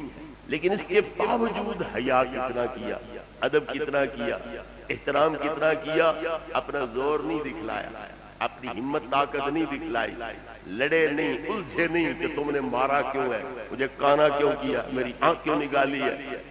ایک بچے کو بھی کوئی تھپڑ مار لے تو وہ تھپڑ نہیں مار سکتا، تو گالیاں شروع کر لے گا، کوئی نہ کوئی بدلہ وہ بھی لے گا، لیکن ملک الموت نے کوئی سخت لفظ نہیں بولا، کوئی زور نہیں دکھلایا، کوئی طاقت کا مظاہرہ نہیں کیا، اپنی آنکھ کا ڈیلا سنبھال کے عرض کی ہے جو چیز، وہ اللہ سے عرض کی ہے کہ کدھر بھیج دیا تھا، کیوں بھیج دیا تھا، پہلے پوچھ تو لیتا صلاح مرنے کی ہے ان کی یا نہیں ہے، ویسے ہی بھیج دیا مجھے، اور انہوں نے مجھے مار دیا، کانا کر دیا۔ اس سے پتہ چلا کہ اتنے عظیم المرتبت فرشتے، اتنے طاقتور فرشتے نے کس ادب کا، نیاز کا مظاہرہ کیا بارگاہ نبوت کے اندر، کہ چوں نہیں کی، اف نہیں کی، یہاں اونچا بولا ہی نہیں، واپس شکایت کی ہے تو اللہ کی بارگاہ کا۔ یہ تو فرشتوں کے نزدیک ان کا حیا، لحاظ، ان کی عزت عظمت کا پاس خیال یہ ثابت ہوا۔ پھر اللہ رب العزت رد عمل ظاہر کرتا کہ ہو میرا بھیجا ہوا فرشتہ، اور فرشتوں میں سے رسول ہو، اور وہ میرا بندہ ہو، اور وہ اسے تھپڑ مارے، عزت کرے، میں اس کی نبوت ختم کرتا ہوں، اس کا مرتبہ مقام ختم کرتا ہوں، جو عہدہ سونپا ہے وہ واپس لیتا ہوں۔ تم کسی اپنے کمی کو بھیجو، اپنے بیٹے کی شادی کے موقع پر کسی اپنے سے بڑے آدمی کے پاس، وہ تمہارے اس کمی کی بےزتی کرے، تھپڑ مارے، گالیاں دے، تمہاری برادری ختم ہو جائے گی، تعلق ختم ہو جائے گا، کہو گے اس کی بےزتی نہیں ہوئی، ہماری بےزتی ہوئی ہے، تو تم بڑے لجپال ہو، اللہ لجپال کوئی نہیں کہ جس کو بھیجا ہے وہ مار کھا کے جا رہا ہے، اللہ کیوں نہیں تعلق توڑ رہا؟ اللہ میں وہ لجپالی کوئی نہیں جو تمہارے اندر، اسے پاس کوئی نہیں کہ میرا بھیجا ہوا تھا، اس کی حد تک کیوں ہوئی ہے، بےزتی کیوں ہوئی ہے، اسے کانا کیوں کیا گیا۔ پتا چلا پاس ہے، مگر جس کے پاس گیا ہے وہ بھی بڑی عزت والا ہے، بڑی عظمت والا ہے، اس لیے اللہ نے فرمایا تیرا گھاٹا پورا کر دیتا ہوں، اسے میں کچھ نہیں کہتا، تیری آنکھیں نکلی ہے، آنکھ ہی پھوٹی ہے تیری آنکھ میں ٹھیک کر دیا، فرد اللہ علیہ اینہو، چل تیرا نقصان پورا ہو گیا، اور تجھے کیا چاہیے؟ جلالی پیغمبر ہے، جوش میں آ گیا، کوئی بات نہیں، درگزر تو بھی کر، میں بھی درگزر کر رہا ہوں، تیرا نقصان پورا کر دیا۔ لیکن اب جا ذرا احتیاط سے ان کو پیغام پہنچا کہ حضور کیا پروگرام ہے۔ اللہ بھی سلام فرماتا ہے، میرا بھی سلام قبول کرو اور فرماؤ کیا پروگرام ہے۔ آن حیات تریدو، کیا زندہ رہنا چاہتے ہو؟ کوئی بات نہیں، ٹکے رہو، بیل کی پشت پہ رکھو ہاتھ، جتنے بال نیچے آ گئے ہر بال کے بدلے 1 سال عمر زیادہ کرے۔ حضرت موسیٰ کلیم علیہ السلام کو تھوڑی مہلت مل رہی، جو ہاتھ تھوڑا سا لگا حضرت ملک الموت کو، آنکھ اڑ کے پرے جا پڑی۔ انور شاہ صاحب کشمیری کہتے ہیں کہ یہ رعایت کرتے ہوئے انہوں نے تھوڑا سا جھٹکا دیا ان کو، صحیح قوت سے نہیں مارا حضرت موسیٰ نے، یہ صرف دفاعی کاروائی کرتے ہوئے تھوڑا سا جھٹکا دیا ہے، ورنہ اگر نبوت کی طاقت پاور سے وہ مکہ مارتے تو صرف ملک الموت نہیں، اس کی جان نہ نکلتی، وہ ختم نہ ہوتا، پیغمبر اپنی نبوت کی طاقت سے مکہ مارتا تو 7 آسمانوں کو ریزہ ریزہ کر کے رکھے۔ یہ تو تھوڑا سا ذرا سبق دینے کے لیے، سمجھانے کے لیے کہ پیغمبروں کی بارگاہ میں ایسے نہیں آیا کرتے، ایسے نہیں بولا کرتے، اس طرح آرڈر نہیں سنایا کرتے، مرضی پوچھنی چاہیے، پروگرام پوچھنا چاہیے۔ یہ تو تھوڑا سا سبق سکھلانے کے لیے ہلکا سا جھٹکا دیا ہے، ورنہ پوری طاقت استعمال کرتے تو ملک الموت کا نام و نشان ہی نہ رہتا۔ میرے بھائیو، بات سے بات نکلتی ہے، نبی کریم علیہ الصلوۃ والتسلیم کوئی ایسا کام کر بیٹھے تو فوراً اعتراض ہوتا ہے، اگر علم غیب ہوتا تو آپ یہ کام کیوں کرتے؟ عمرے پہ گئے، عمرہ کوئی نہ ہوا، حدیبیہ کے مقام سے واپس آنا پڑا، تو اگر علم غیب ہوتا کہ عمرہ نہیں ہو سکے گا کیوں جاتے؟ ثابت ہوا کہ علم غیب نہیں ہے، 70 قاری آپ نے بھیج دیے، رستے میں شہید ہو گئے، اگر علم غیب ہوتا کیوں بھیجتے؟ جنگ احد میں تشریف لے گئے، زخم آئے، تکلیف پہنچی، 70 صحابہ شہید ہو گئے، اگر علم غیب ہوتا کہ وہاں جانے میں نقصان ہے، مدینہ شہر میں رہ کے لڑنے میں فائدہ ہے، کیوں وہاں جاتے؟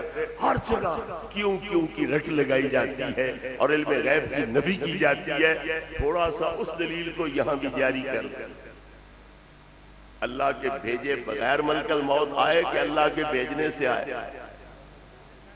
پھر اگر اللہ کو علم ہوتا کہ روح قبض نہیں کر سکے گا، تھپڑ کھا کے کانا ہو کے خالی واپس لوٹ آئے گا، کیوں بھیجتا؟ یہ دلیل یہاں بھی جاری کر دو۔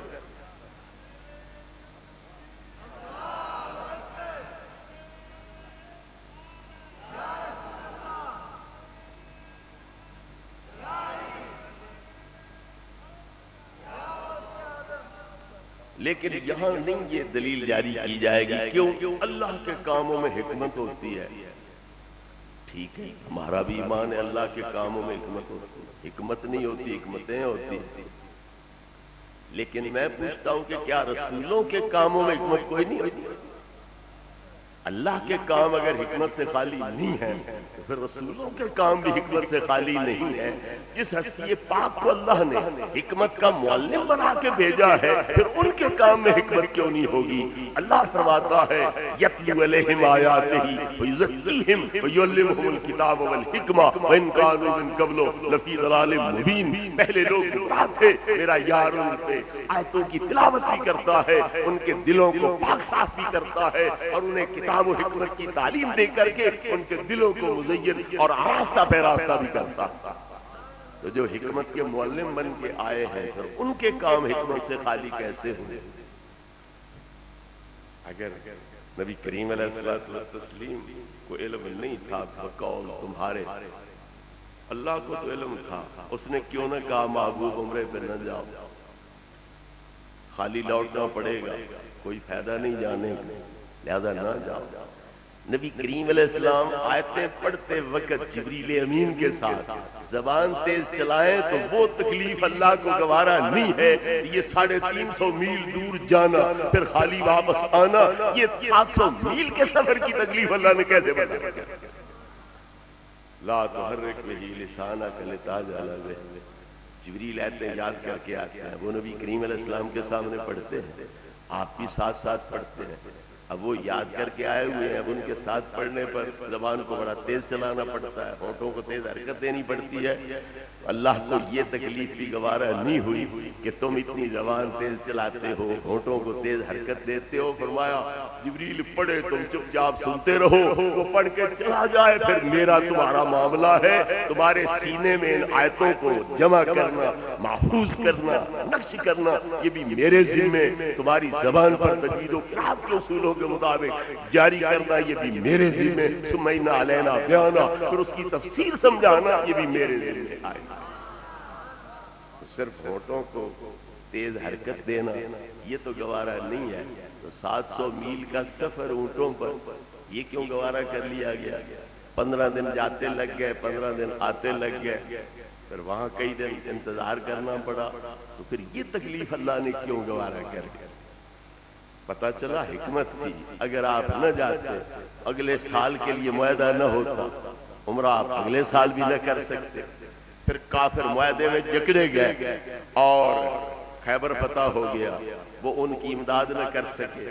آس پاس کے کافروں کے علاقے فتح ہو گئے، وہ امداد نہ کر سکے.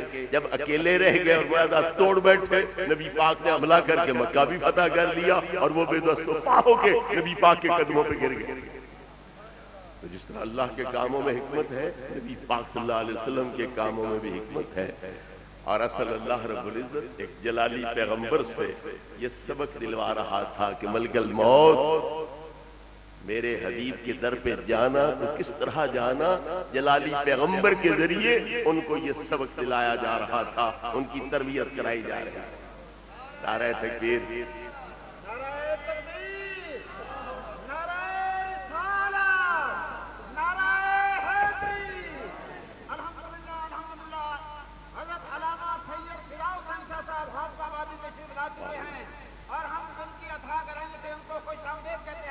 انشاءاللہ تھوڑی دیر کے بعد ان کا نورانی، وجدانی، ایمانی، روحانی خطاب شروع ہو جائے گا. الحمدللہ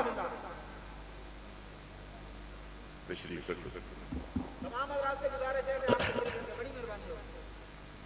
تو اللہ تبارک و تعالی محبوب کریم علیہ الصلوۃ والتسلیم کے لیے ان کو تربیت دلا رہا تھا.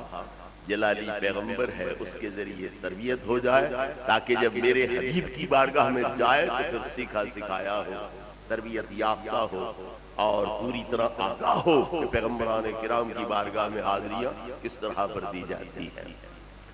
بہرحال عرض یہ کر رہا تھا کہ موت مٹ جانے کا نام نہیں ہے، بلکہ موت ایک مکان چھوڑ کے دوسرے مکان کی طرف جانے کا نام ہے، بلکہ ادنا ترین مکان چھوڑ کے اعلیٰ ترین مکان کی طرف جانے کا نام ہے. بے وفا، بے لجے، بے پتے ساتھی چھوڑ کے کریم اور لجپال ذاتوں کی بارگاہ کی حاضری کا نام موت ہے، اور جنت کے اندر ٹھکانے کا نام موت ہے. میرے بزرگ اور بھائیو، لوگ سمجھتے ہیں کہ روح تو چلی گئی وہاں، لاکھوں میل دور بدن ہے یہاں، تو پھر درمیان میں اتنے فاصلے جب ہوں گے تو پھر بدن کو کیا پتا کون آ رہا ہے، نہیں آ رہا، کیا کہہ رہا ہے، کیا نہیں کہہ رہا ہے. لہذا یہ قبروں پہ جانا، وہاں جا کے فریادیں کرنا، اپنی عرضیاں پیش کرنا، درخواستیں اپیلیں پیش کرنا، یہ غلط طریقہ ہے. نہ کوئی وہاں سننے والا ہے، نہ جاننے والا ہے، نہیں کسی قسم کی کوئی حاجت روائی مشکل کشائی کرنے والا ہے. اس زمن میں یہ بات ذہن نشین رہے کہ روح کا تعلق بدن سے، بدن کا تعلق قبر سے، اس طرح پر روح کا تعلق قبر سے قائم رہتا ہے. یہ کہنا کہ روحوں کا تعلق قبروں سے نہیں ہوتا، بدنوں سے نہیں ہوتا، یہ غلط نظریہ ہے، کافرانہ نظریہ ہے. میں دو اکابرین جو ہیں اہل سنت کے، ان کے حوالے سے عرض کروں. حضور شیخ عبدالحق محدث دہلوی علیہ رحمت عشیت اللوات میں فرماتے ہیں کہ کہ منکر نہ شود آرا مگر جاہل با اخبار و منکر دین. اہل قبور کے سننے کا جاننے کا انکار وہی کرے گا جو نبی پاک کی حدیثوں سے بے خبر ہے، اور جو دین کا منکر ہے وہی اہل قبور کے سننے کا انکار کرے گا. یہ میں اپنے طرف سے فتویٰ نہیں لگا رہا، وہ محدث جس نے ہندوستان حدیث رسول صلی اللہ علیہ وسلم کے نور سے منور کیا اور علم حدیث کے زیور سے ان لوگوں کو آراستہ پیراستہ کیا، اور انہی کی لکھی ہوئی شرحوں اور ترجموں کے ذریعے یہ لوگ حدیثیں سمجھنے کے کچھ قابل ہوئے. ان کی شرحوں کے بغیر، ترجموں کے بغیر نبی کریم علیہ الصلوۃ والتسلیم کی حدیثیں نہیں سمجھی جا سکتی ہے. تو وہ شیخ عبداللہ محدث دہلوی شیخ العباد میں اس مسئلے کی تحقیق کرنے کے بعد بطور خلاصہ یہ ذکر کرتے ہیں کہ بالجملہ منکر نشود آرا مگر جاہل با اخبار و منکر دین، کہ اہل قبور کے سننے کا انکار وہی کر سکتا ہے جو نبی پاک کی حدیثوں سے بے خبر ہو، اور جو دین کا منکر ہو وہی اس کا انکار کر سکتا ہے. حضرت شاہ عبدالعزیز محدث دہلوی علیہ رحمت فتاوی عزیزیہ میں فرماتے ہیں منکر نہ شود آرا،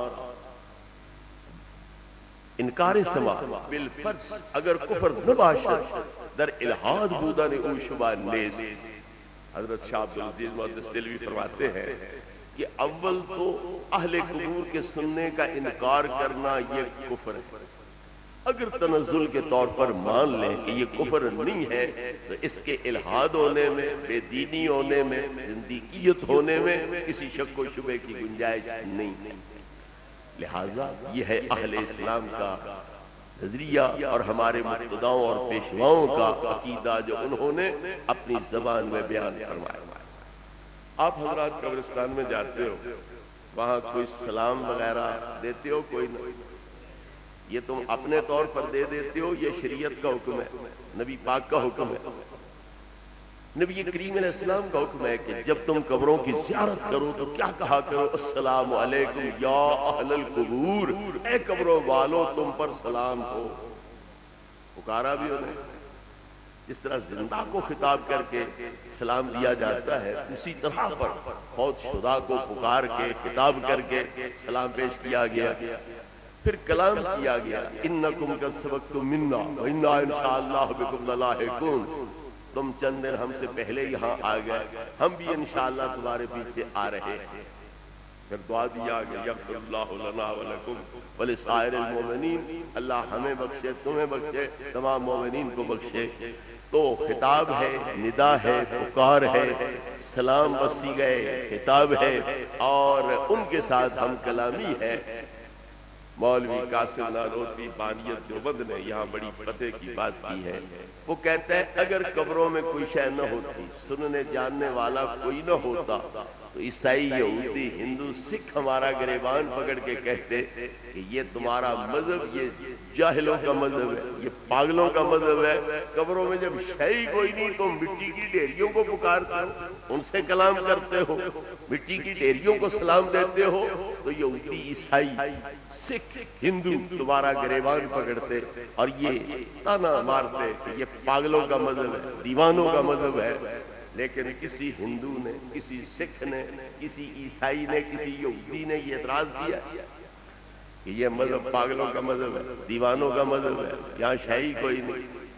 تو پتہ چلا سکھ بھی مانتے ہیں، ہندو بھی مانتے ہیں، یہودی بھی مانتے ہیں، عیسائی بھی مانتے ہیں، قبریں خالی نہیں ہیں.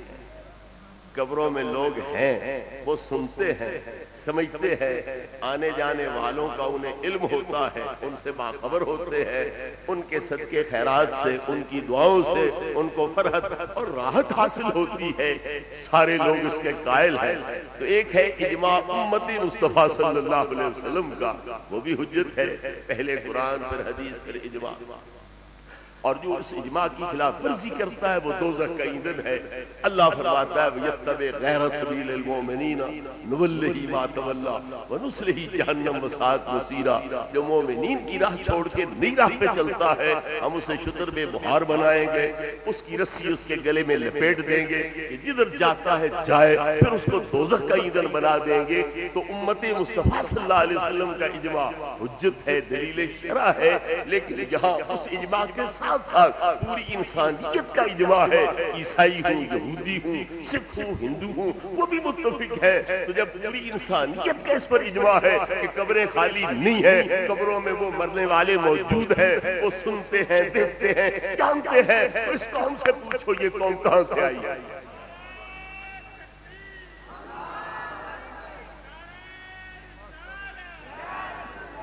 یہ صرف اجماع امت کے خلاف نہیں ہے بلکہ اجماع انسانیت کے خلاف ہے کہ پوری انسانیت جس بات پر متفق ہے کہ اس کی بھی خلاف ورزی کر رہے ہیں۔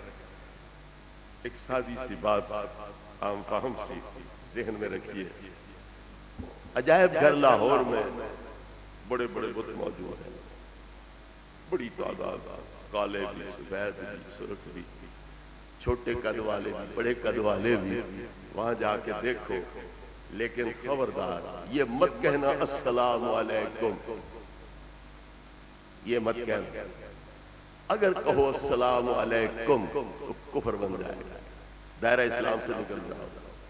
کیوں؟ یہ بتوں کی تعظیم ہے، سلام دینا، دعا دینا، تم پر سلامتی ہو، یہ تعظیم ہے، دائرہ اسلام سے خارج ہے۔ اگر بتوں کے پاس جاؤ ان کو سلام دو تو دائرہ اسلام سے نکل گئے، اور قبرستان جاؤ اور سلام نہ دو، پھر ادھر سلام نہ دو تو شعار اسلامی ختم ہوا، مسلمانی کی نشانی ختم ہو گئی، تم پورے مسلمان نہ رہے۔ اور بت خانے میں جا کر سلام دو تو اسلام ختم ہو گیا۔ تو کیا قبروں کو اور بتوں کو ایک سمجھا جا سکتا؟ تو جو لوگ کہتے ہیں اگلے کھڑے بتوں کو پوجتے تھے، آج والے پڑے بتوں کو پوجتے ہیں، یہ حماقت اور جہالت ہے اور اسلامی نقطہ نظر کے خلاف ہے۔ اور جو اکابر کے فتوے میں عرض کر چکا ہوں، ان کے روح سے یہ لوگ اول تو کافر ہیں، اگر کافر نہیں ہے تو یہ زندیق ہیں، ملحد ہیں اور دائرہ اسلام سے خارج ہیں۔ میرے بھائی، یہ اسلام ہے۔ قبروں والوں کے سننے کا عقیدہ کس نے جاری کیا؟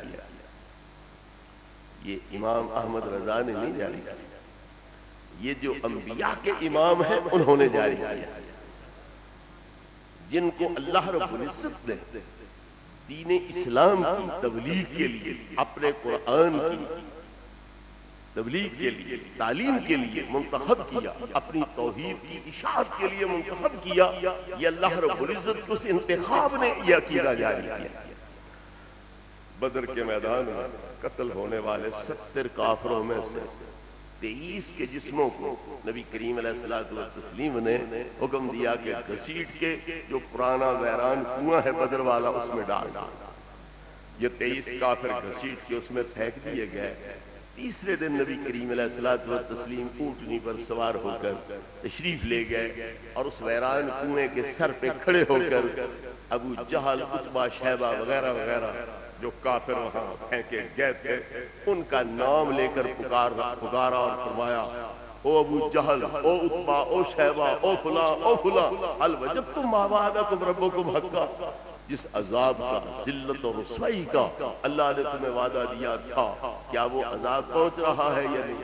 وہ ذلت اور خواری رسوائی پہنچ رہی ہے کہ نہیں؟ فَإِنَّا قَدْ وَجَدْنَا مَا وَعَدَنَا رَبُّنَا حَقًّا، جس فتح اور کامیابی و کامرانی کا اللہ نے ہمیں وعدہ دیا تھا ہمیں تو وہ مل رہی ہے، تمہیں وہ ذلت، خواری، رسوائی، عذاب پہنچ رہا ہے کوئی؟ یہ پہلا موقع تھا کہ مرنے والوں کے ساتھ نبی کریم علیہ السلام ہم کلام ہو رہے تھے، انہیں پکار رہے تھے، خطاب کر رہے تھے۔ حضرت سیدنا عمر رضی اللہ تعالی عنہ نے سوال اٹھایا، اتکلم اجسادا لا ارواح فیہا، یا رسول اللہ تم ایسے جسوں کے ساتھ کلام کر رہے ہو جن میں روح ہے ہی کوئی نہیں؟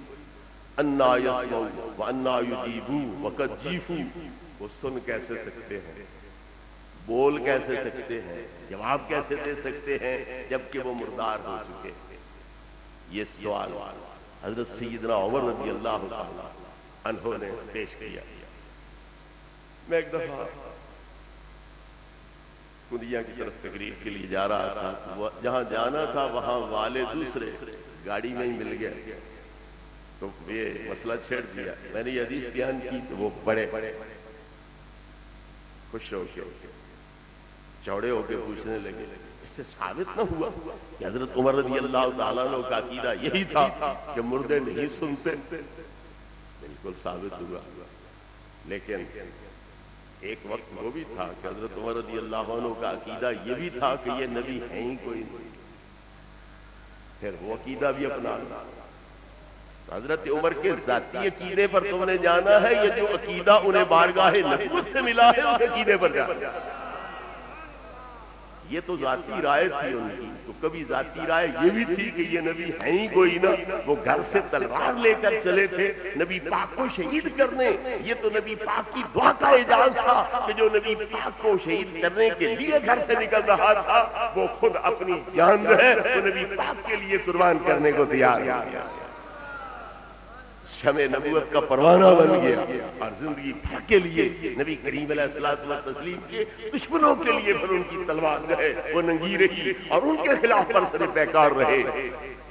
لہذا ذاتی رائے کا اعتبار نہیں ہے، اس نظریے کا اعتبار ہے جو قرآن حدیث کے مطابق ہو اور جو بارگاہ نبوت سے ملا ہو۔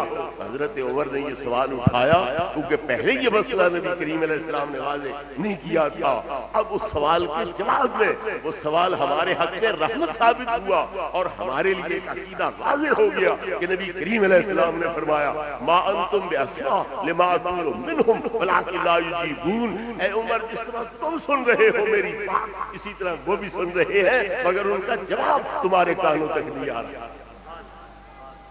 تو پھر یہ حدیث متفق علیہ حدیث ہے، بخاری مسلم دونوں اس پر متفق ہیں، اور بخاری مسلم کی متفق علیہ حدیث کا انکار یہ الحاد ہے، بے دینی ہے، زندگیت ہے، لہذا اس کا انکار نہیں کیا جا سکتا۔ پھر سوچنا پڑے گا اگر کافر مرنے کے بعد سن سکتا ہے تو مومن اور نبی پاک کا غلام کیوں نہیں سن سکتا؟ اللہ کا ولی کیوں نہیں سن سکتا؟ ولی کر کیوں نہیں سن سکتا؟ ولیوں کے استاد کیوں نہیں سن سکتے؟ اور صدیقین شہداء کیوں نہیں سن سکتے؟ اور پھر انبیاء علیہ السلام کیوں نہیں سن سکتے؟ بخاری شریف مسلم شریف باقی سیاہ کے اندر موجود ہے، اِنَّهُ لَيَسْمَعُ قَرَارِ عَلَيْهِمْ إِذَا وَلَّوْا عَنْهُ مُدْبِرِينَ۔ جب میت کو دفن کر کے لوٹنے والے لوٹتے ہیں ان کی جوتیاں زمین پر رگڑ کھاتی ہیں تو جو آواز پیدا ہوتی ہے قبر والا یہ جوتیوں کی رگڑ کی آواز بھی سن رہا ہے۔ یہ عام میت کی بات ہے، پھر جو اللہ کے ولی جو انوار الہیہ سے منور کانوں والے ہیں، منور آنکھوں والے ہیں، ان کی شان کیا ہو؟ حضرت عمرو بن عاص رضی اللہ عنہ صحابی رسول ہیں، انہوں نے مرتے دم وصیت کی اپنے صاحبزادوں کو، اور وہ بھی صحابی ہیں، اذا دفنتمونی فشنوا علی التراب شنا، دفن کرو تو مٹی ہولے ہولے ڈالنا، آہستہ آہستہ، جلدی جلدی ڈال کے بھاگنے کی کوشش نہ کرنا، میرے باپ ہونے کے ادب کو احترام کو ملحوظ رکھ کے مٹی ہولے ہولے ڈالنا، آہستہ آہستہ ڈالنا۔ پھر جب قبر بن جائے تو بھاگ نہیں جانا بلکہ ثم اقیموا حول قبری قدر ما ينحر جزور ويقسم لحمه حتى استانس بكم واعلم ماذا اراجع به رسول ربي۔ میری قبر کے آس پاس کھڑے رہنا کتنی دیر؟ جتنی دیر اونٹ ذبح کر کے کھال اتار کے گوشت بنا کے وہ گوشت تقسیم کرنے پر جتنی دیر لگتی ہے اتنی دیر کھڑے رہنے۔ حضور اس کا تمہیں فائدہ کیا ہوگا؟ فرمایا حتی استانس بکم، مجھے تمہاری وجہ سے انس حاصل رہے گا کہ میرے بیٹے میرے ساتھ ہے، میرے بھائی عزیز میرے ساتھ ہے، میں اکیلا نہیں ہوں۔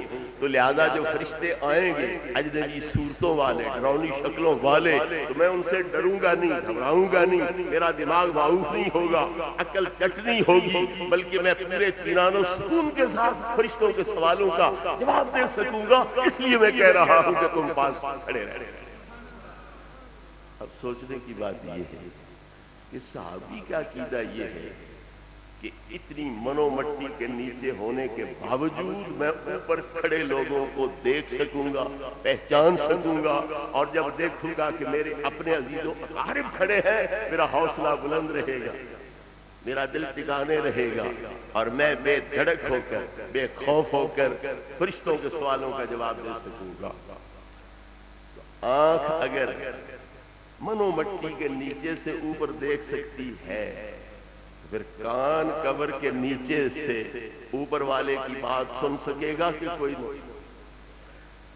رنگدار کپڑے کی ایک تا آنکھ پر دے لو تو آنکھ پار نہیں دیکھ سکتی، دیکھ سکتی؟ جو آنکھیں بنواتے ہیں وہ سبز کپڑے کا ایک ٹکڑا آنکھ پر رکھ لیتے ہیں، اینک کے شیشے میں رکھ لیتے ہیں تاکہ دھوپ آنکھ پہ اثر انداز نہ ہو، آنکھ کی جو نظر ہے وہ باہر دھوپ پہ نہ پڑے، تکلیف نہ ہو اسے۔ تو ایک تاہ کپڑے، رنگدار کپڑے کی، وہ آنکھ کو دیکھنے سے روک لیتی ہے، نظر اس سے پار نہیں جاتی ہے۔ لیکن اس قسم کی 10 تہیں اگر کان پہ رکھ لو تو کان سن سکتا ہے کہ کوئی؟ تو جب صحابی کا عقیدہ یہ ہے کہ میں قبر کے نیچے لیٹا ہونے کے باوجود اوپر کھڑے اپنے عزیز اقارب بیٹوں بھائیوں کو دیکھ سکوں گا، پہچان سکوں گا، اور ان کی وجہ سے میرا حوصلہ بلند رہے گا، میرا دل ٹکانے رہے گا، میں ہمت کر کے، جرأت کر کے فرشتوں کے سوالوں کا ٹھیک ٹھیک جواب دے سکوں گا، تو ان کا عقیدہ لازمی طور پر یہ بھی ثابت ہوا کہ جو کچھ اوپر والے کہیں گے وہ قبر والا سنتا رہتا ہے۔ اگر آنکھ کے لیے قبر کا حجاب رکاوٹ نہیں ہے تو کان کے لیے بھی یہ رکاوٹ نہیں بن سکتا۔ یہ عقیدے انہوں نے کہاں سے حاصل کیے؟ بارگاہ نبوت سے حاصل کیے۔ تو پتا چلا کہ لاکھوں میل کی مسافت کیوں نہ ہو، روح کا تعلق بدن سے قائم رہتا ہے اور بدن کا تعلق قبر سے ہے، لہذا جو قبر پہ جا کھڑا ہو وہ یوں سمجھے کہ میں روح کے دربار میں حاضر ہو گیا۔ جنت کی وہ حور جس کی شادی تم میں سے کسی مسلمان کے ساتھ ہونی ہے، اسے آج پتا ہے کہ یہ میرا خاوند ہوگا، اور اگر دنیا کی بیوی اس کے ساتھ یہاں لڑتی جھگڑتی ہے، سردیوں کا موسم ہو، رضائی کے اندر ہو، دروازے بند ہوں اور یہاں لڑ جھگڑ رہے ہو، عورت سخت کلامی کر رہی ہو، بد زبانی کر رہی ہو، تو جنت کی اس حور کو، بیوی کو پتہ چل جاتا ہے میرے خاوند کے ساتھ دنیا کی بیوی لڑ جھگڑ رہی ہے۔ وہ وہاں سے جوابی کاروائی کرتے ہوئے کہتی ہے قاتلک اللہ انما هو دخیل عندک وسیفارقک الینا، اے اللہ تجھے ہلاک کرے، یہ چند دن تیرے پاس مہمان ہے، تو نے اس کی زندگی اجیرن کیوں بنا رکھی ہے؟ یہ چند دن کے بعد اس سے جدا ہو کے ہمارے پاس پہنچنے والا۔ ایک عام جنتی کی حور کو جنت کہاں ہے؟ عند سدرۃ المنتہی، عندہا جنت الماویٰ، چھٹے آسمان سے اوپر۔ اور سالوں کے حساب سے، میلوں کے حساب سے تو میں نہیں کہہ سکتا، نبی کریم علیہ السلام نے ہمیں سالوں کے حساب سے بتلایا کہ پہلے آسمان کی نچلی سطح زمین سے 500 سال کی راہ، پھر اس پہلے آسمان کی موٹائی یہ 500 سال کی راہ، اسی طرح اوپر دوسرا آسمان، تو گویا 1000 سال کوئی سفر کرے تو پہلے آسمان کی چھت پہ پہنچے گا، 2000 سال سفر کرے تو دوسرے آسمان کی چھت پر، تو 6000 سال کو سفر کرے تب چھٹے آسمان کی چھت پہ پہنچے گا جہاں سے جنت شروع ہو رہی ہے۔ اتنا فاصلہ زمین سے ہے جنت کے شروع ہونے کے مقام کا۔ وہ پتہ نہیں کس طبقے میں ہے، جو حور ہے، اس کی بیوی ہے، اسے وہاں سے نظر بھی آ گیا کہ وہ میرا خاوند ہے، لڑائی بھی سن لی اور جوابی کارروائی بھی کر رہی ہے۔ تو اگر ایک عام جنتی کی بیوی حور کی دور سے سننے دیکھنے کی یہ صلاحیت ہے، اللہ کے ولیوں کی، اللہ کے نبیوں کی، اور نبی پاک کے دین کے جو خادم ہیں اور درس حدیث دینے والے ہیں، درس تفسیر دینے والے ہیں، اور نبی پاک کے وارث ہیں، قائم مقام ہے، جانشین ہے، پھر ان کے دیکھنے سننے کی شان کیا ہونی چاہیے۔